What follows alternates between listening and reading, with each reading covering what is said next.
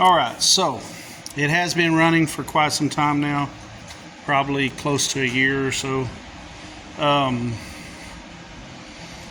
It runs pretty good. We've had it, there's even a dyno tune video on this truck. It runs pretty good. It's been at the track, we've taken it to the track, we've done a few other things to it. It has the GT45 turbos on it. Y'all saw where I've mocked up this whole part of this hot side here, but I didn't put the downpipes on it. Let's turn the light on here. I did put the downpipes on it. Right now it's got a cracked flange. Just broke this flange completely off, and I started to cut it off, and we're going to repair it. But actually we're going to go ahead and change and put smaller turbos, and we'll get into that as to why here in a sec. So anyway, so I did do the downpipes like I had discussed in the other video. The one thing I did change was the wastegates. Instead of putting them on bottom and facing down, I put them on top, and they come out. Here you can see this side. Got a little, I've already taken that side apart before I thought about making a video. So you can see that it's upswept, and it goes through a hole we done in the hood. Close my creaky hood, and we got little teardrop exits in the hood. Pretty cool when it's under boost and its wastegate's open. It shoots little blue flames out of the hood, about 3 or 4 inches tall out the hood. It's pretty cool. Still have the two-step, the same old two-step on it. We did a dual fuel system on it. The right side, I know it's left on the camera, but that's the right side fuel tank, passenger side. It's racing gas, and the driver's side or left side is pump gas. Here in Vernon, Texas, all we can get is 91 octane, so that's all it runs. Got the oil lines running around, come through, and it's got dual feed oil lines and dual feed drains. The drains are, let me see if we can get this down here. Sorry about the shaky camera. The drains are plumbed into the front of the oil pan. It's very hard to see, but they're plumbed into the oil pan. We did the cold side. It's all in 3-inch as well as the exhaust. You see I did the other downpipe right there, down there.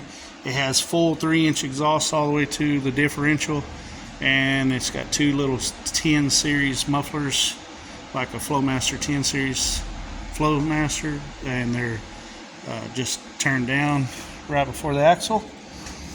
It actually got air cleaners on it because it is daily driven. You can see the dirt and dust that I have been driving it. I do have an oil leak on this return hose for this turbo, so we'll change that when we change the turbo. 3-inch intercooler piping. It goes into air to water intercooler and comes out into that pipe, goes over to, let's go around here, goes over to this Y. They merge. Same with the other side. 3-inch intercooler piping into another air to water intercooler. Flies into that same pipe, comes up and goes into my throttle body. All it has is a 92mm throttle body. The engine's changed a little bit. We still have the same LQ9 short block with gapped rings, stock style short block. It's all newish. It's only a few hundred miles on it. Well, a few thousand now, but a few thousand miles on it. Got a 4-port Mac valve. Got 2-port the wastegates. Got a AEM boost controller. Let's see what else. can't think. The reference is off of the manifold. We've welded a bung in it. We found these tapped bungs. It was already drilled and tapped for 1/8 inch. We welded that bung in there. Got our boost reference off of that. The short block is still the LQ9, but we changed and put 823 heads and the matching intakes. 823 are 2007 to 13, I guess, 12, 13, somewhere around there. 6.0 truck motor heads. They're rec port heads, so it's got a some of you eagle eyes can tell it's got a TBSS looking intake, but it's actually the 6.0 truck intake. And the way you can tell the difference in those is the mounts for the fuel rails on the TBSS are on the inside of the fuel rail towards the manifold, and the 6.0 truck manifolds, the fuel rail mounting is on the outside edge of it. It's still running the truck 9906 truck style fuel injectors, but I have HPI 80 pounds in it right now. I started this deal with decapped factory injectors, and they work pretty darn good. But then we went and got it dyno tuned, and I wanted to put better injectors in it. The decapped injectors really worked. I can say that that's one of them YouTube things that I found that actually worked really well. What else can I say? Okay, so we got, you can't see the plumbing for the intercoolers because it all goes under the truck, but we'll go back to the back of the truck. So, see, there's my other little hood snorkel. We relocated the battery to the back. We got a heat exchanger with dual fans. Those are, I think, 8-inch fans, I believe. That's an 8-inch fan. I can't remember for sure. Those are run by relays mounted under them behind that bracket there. Let's go around the other side. Build a cool looking bed cover for it too.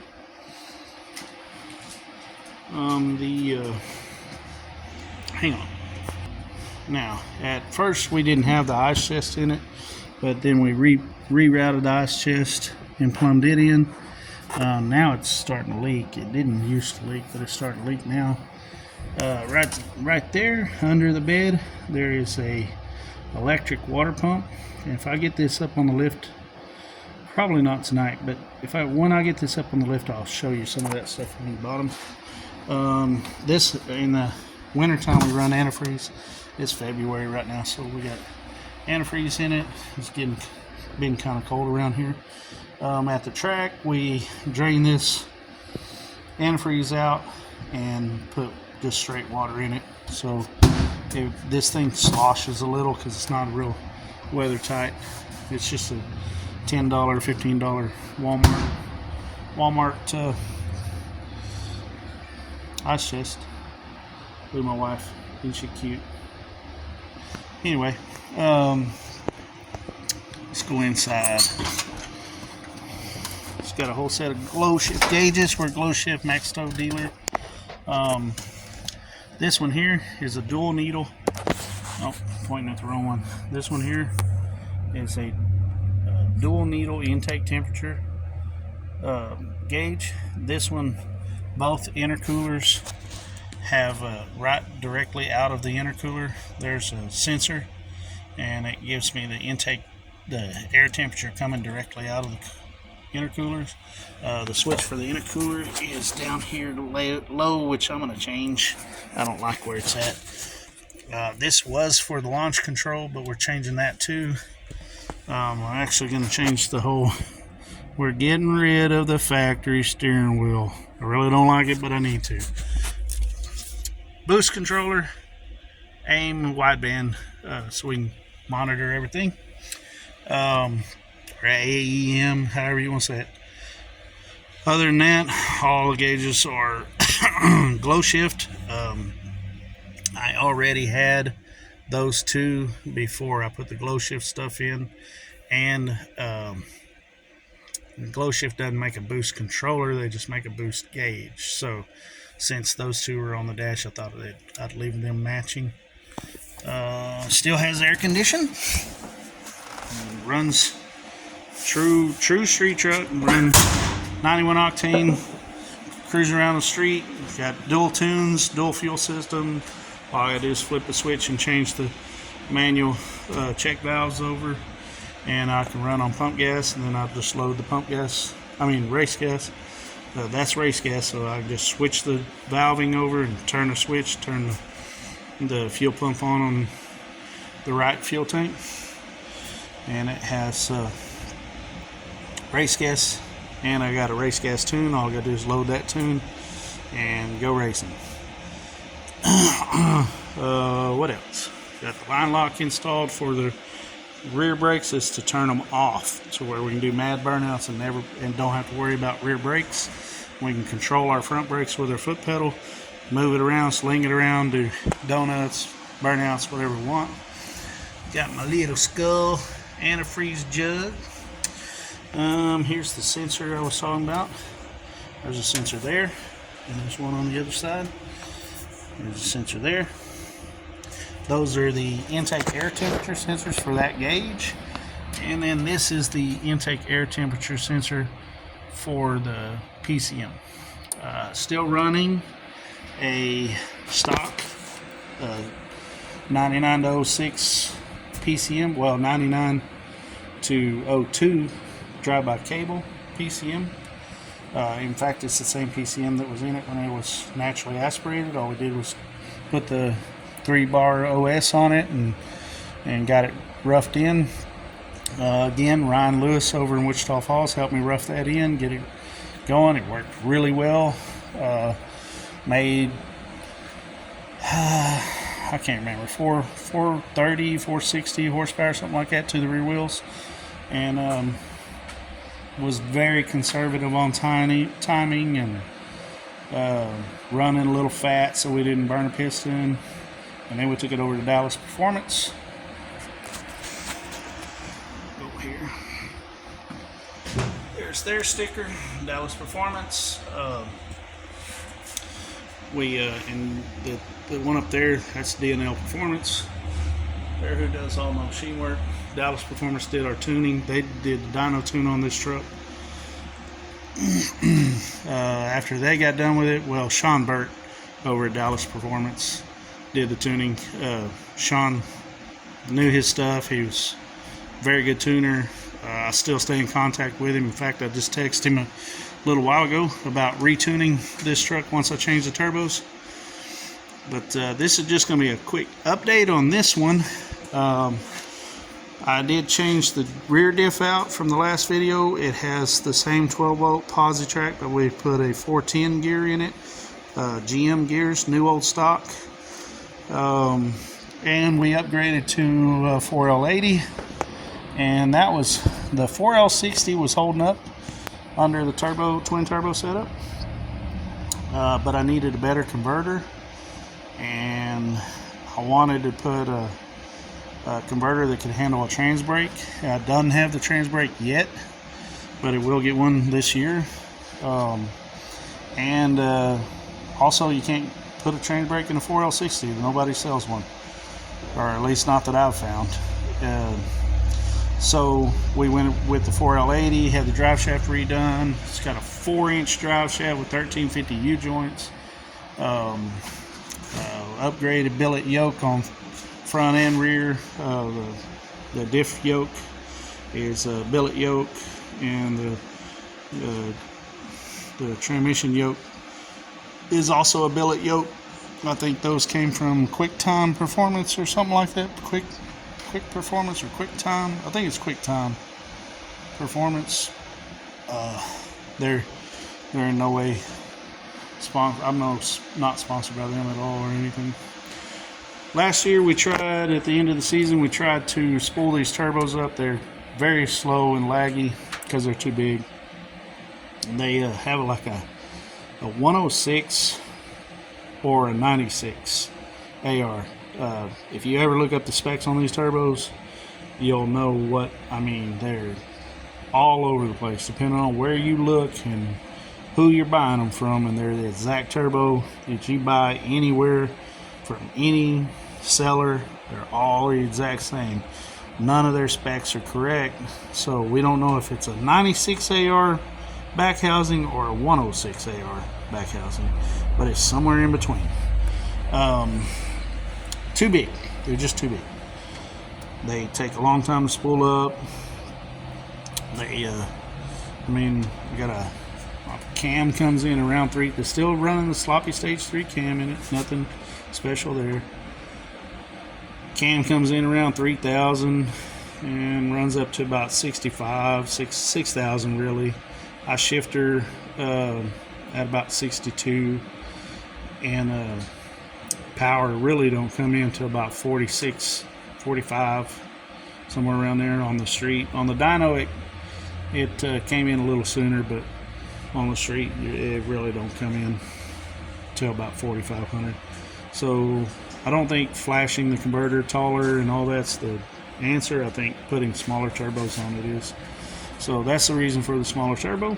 That'll be in the next video. This is just a quick, short update on what I've done to Sketchy from the last hot side turbo build video. I never really considered, never even thought about it when we did the cold side. I didn't even think about doing a video or anything on that. Driving down the street, this truck gets, the temperature stays right around 190 to 200. The intake temperature stays around 170 to 200, depending on how hard I drive it. With AC on, driving at normal cruising speeds, my temperature never gets up. But if you slow down, I'm talking normal cruising speeds, like 30 mile an hour and up.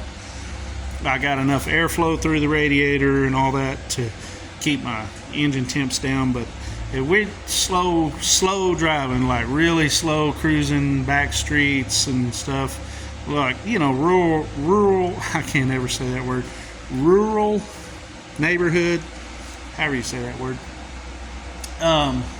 like coming from my house to one of the main streets, I'll drive it 10-15 mile an hour. Most of the time I can't run the AC. It wants to try to overheat. But other than that, driving 25-30 mile an hour plus, I don't have any overheating issues with the AC on. I don't know what else to say. I think we're gonna probably cut this video off for right now. This is pretty much where I'm gonna stop. I am gonna start the process of changing the turbos out. We are going back to eBay. Actually, I already have everything. It's all up there. Have two little eBay GT 3582s that's going on there. They only have a 3-inch back housing, exhaust exit. They only have a 3-inch. So I'm cutting this bellow off. This bellow necks down from 4 to 3, and it V-bands. The V-band flange bolts right up to the GT45, and it all worked. It worked really good. This broke on us the other day. I think it's mostly vibration. I don't think it's any back pressure issue. I don't have these braced up. I said in the other video I was going to brace them up. I never did. This one here was off the wheel well, which we actually took the inner fenders or wheel wells out because of the underhood temps. Excuse me. The engine coolant temp never really got high, but the underhood temp, man, in the summertime without the air conditioning on, it will bake you in that truck. The feet are on fire. So we wrapped everything and took the wheel wells out, get some of that heat out from under the hood, and it worked pretty good. But neither one of these have been braced ever. This one used to sit on the inner fender, so I didn't worry about bracing it because it sit right on top of the inner fender. Engine solid mounted, which has been for a long time, even back before I put turbos on it. So I didn't worry about that one. I always kind of worried about this one, and I think that's what really caused this. I think that's what blew this out. I think it caused a stress fracture and ended up starting to break it out. Other than that, I mean, it's been pretty reliable. I did crack the welds on this one, and it pretty much kicked it off there, this wastegate, and we pushed it back, welded it back up, never really changed it. That's why used to they both set straight up. Actually, I think that, yeah, both of them broke.